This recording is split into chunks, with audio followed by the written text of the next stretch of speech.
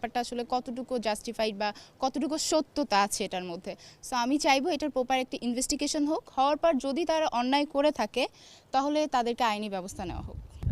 আমি আসলে এটার কোনো রেসপন্সিবিলিটি নিব না। ইভেন আমার নাম করে কেন, যদি আমার কোনো ফ্যামিলি মেম্বারও তাদেরকে নক দেয় বা তারাও যদি তাদের সাথে কমিউনিকেট করে তাহলে অবশ্যই যাবে না। আমাকে পার্সোনালি তারা নক করবে, যদি আমি ফ্রি থাকি আমি তাদের রিপ্লাই দিব, আর যদি না থাকি তত স্যাড। বাট আমার নাম করে আমার ক্যামেরাম্যান, আমার অ্যাসিস্ট্যান্ট, আমার আশেপাশে যাবতীয় যারা আছে, যদি কেউ তাদেরকে ডাকে আমি বলবো যাবেন না।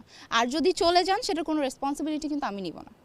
যেই ধরনের মানে কাজটা ঘটে গেল, 5টা দিন 6টা দিন আটকে রেখে একটা মেয়েকে, মানে গরিব ঘরের মেয়েকে আটকে রেখে ওরা শুনেছি অশ্লীল কাজ করেছে। তো এই বিষয়টাকে আপনি কিভাবে দেখছেন একজন নারী হিসেবে?